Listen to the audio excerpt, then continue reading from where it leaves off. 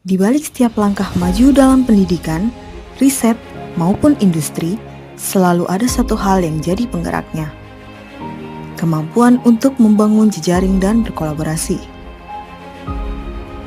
Sosok Profesor Dr. Insinyur Sugeng Sabto Surjono, ST.MT IPU ASEAN Eng, atau akrab disapa Profesor Sugeng, adalah salah satu tokoh yang memegang kuat nilai itu.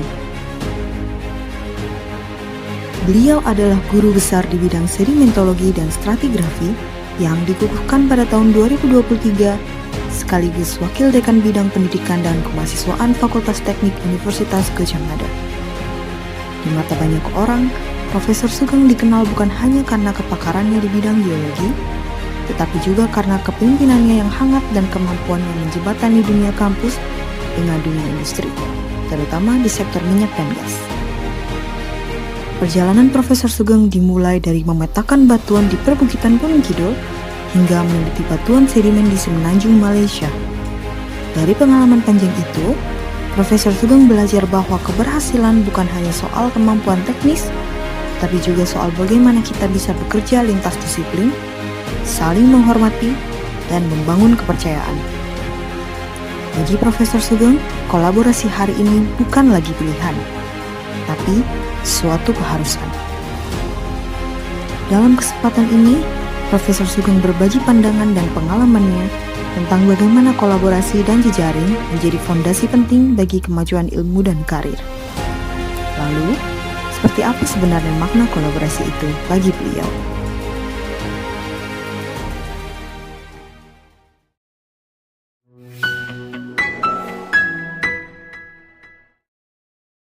Sebelumnya terima kasih telah bersedia meluangkan waktu dan menjadi narasumber untuk tugas kami. Sebelumnya saya perkenalkan diri ulang Pak, saya Imam Munandar dari Teknik Geologi.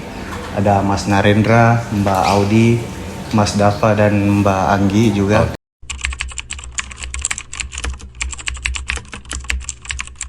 Saya pikir mempunyai jejaring dan kegiatan kolaborasi itu adalah sebuah keniscayaan ya, karena tidak mungkin semua orang itu mempunyai kemampuan yang bisa menyelesaikan banyak masalah.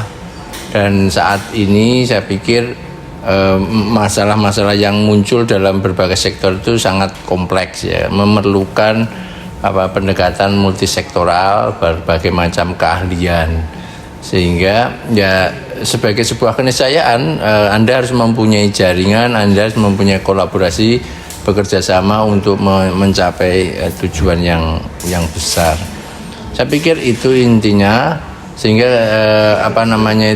sekarang pendekatan yang sifatnya itu multi background ya, background keilmuan, bahkan background strata, dan semuanya itu pasti akan terbentuk.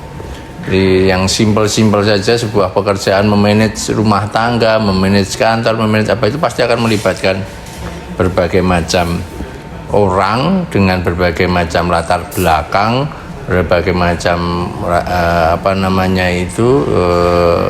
umur dan sebagainya. Itu saya pikir sebagai sebuah hal yang wajar saja. Dan ini sebuah keniscayaan untuk hidup kita sekarang, membangun jejaring.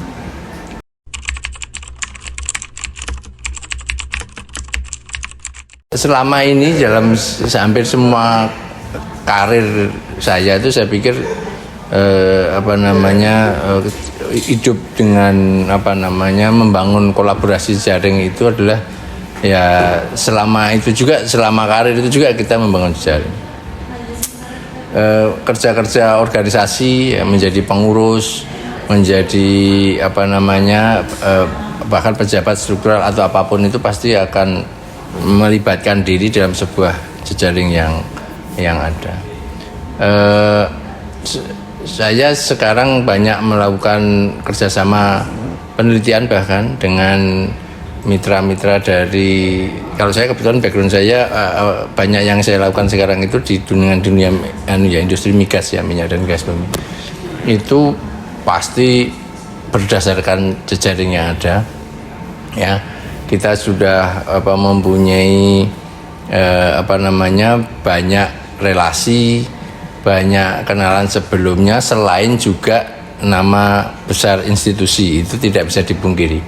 Sehingga sebenarnya jejaring itu karena dia sebagai sesuatu yang pasti akan ada, sehingga sebenarnya bagaimana kita itu bisa menangkap banyak peluang yang bisa kita dapatkan. Ya,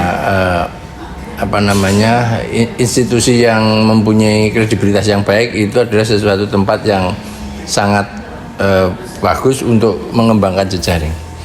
Bagaimanapun tidak bisa dipungkiri ya, institusi Anda itu akan mempunyai pengaruh yang besar ketika Anda membangun jejaring. Kredibilitas Anda barangkali tidak hanya cukup dari kemapanan individu, baik kemapanan intelektual maupun kemapanan apa yang lain, tetapi juga tidak bisa dilepaskan dari institusi. Nah, itu sebuah perpaduan, sehingga ketika Anda berada dalam institusi yang baik, yang bonafit, itu memungkinkan Anda untuk lebih mudah mengembangkan jaringan. Nah, selama ini saya pikir kerjasama dengan industri di migas, saya pikir sudah cukup banyak kita lakukan, baik dari dalam maupun dari luar negeri. Dan alhamdulillah sejauh ini kita masih terus menjaga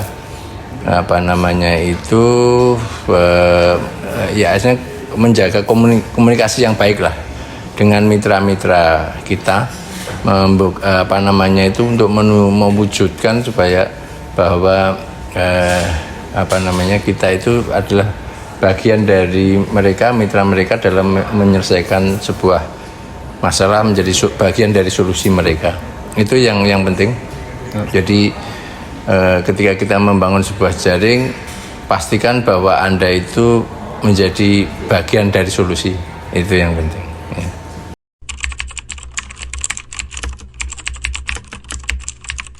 Yang jelas trust itu menjadi salah satu kunci. Ya, Anda sebagai bagian dari komunitas, sebagai bagian dari institusi, itu akan dilihat sebagai poin-poin yang mempunyai peranan penting. Jadi antara keseimbangan antara kemampuan individu Anda dan juga menjadi bagian dari sebuah komunitas itu memegang peranan penting.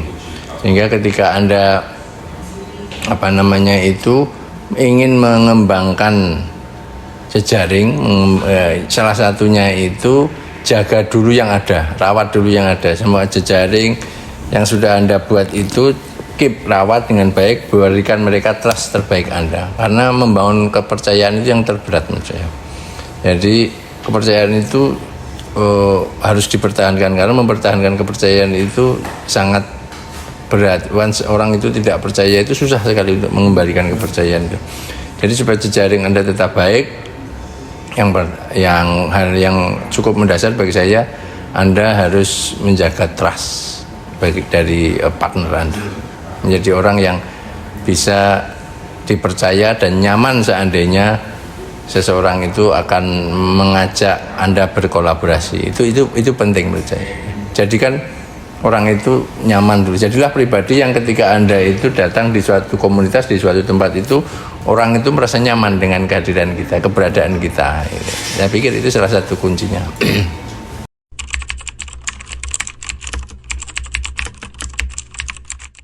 Saya pikir setiap orang itu pasti mempunyai sebagai bagian dari makhluk sosial pasti akan memerlukan partner, memerlukan pihak lain dan sebagainya. Jadi salah satu kuncinya di situ adalah cara komunikasi yang baik. Salah satu cara komunikasi yang baik itu apa? Kalau saya ingin mempraktekkan Anda itu harus fast respon. Jadi partner itu kadang-kadang jangan biarkan mereka itu menunggu terlalu lama. Ya, ini tips awal ya. Jadi kalau misalnya Anda ditanyakan oleh orang lain dan sebagainya, itu fast respon. Meskipun Anda sesibuk apapun, itu segera beri respon. Ya, sebegitu Anda bisa, cepat dulu respon. meskipun Anda nanti responnya minta maaf ya saya belum bisa memfollow up dan sebagainya, tapi Anda setidaknya dia sedang merespon saya. Jadi berikan kesan yang terbaik bagi partner Anda nanti, teman jejaring Anda. Yang kedua, Anda perlu menunjukkan identitas yang baik. Selain personality yang baik, juga perlu Anda menunjukkan bahwa sebenarnya Anda ini mempunyai kemampuan spesialisasi di apa. Itu juga penting karena itu branding.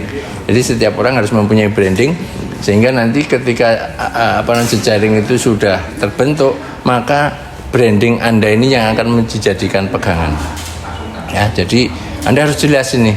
Ketika saya ingin menghubungi Mas Iman itu sebenarnya Mas Iman ini apa yang ingin saya perlukan kepada Anda, dan Anda harus menunjukkan diri bahwa saya itu mampu, saya itu mempunyai background seperti ini, saya bisa membantu Anda menyelesaikan solusi dengan background saya.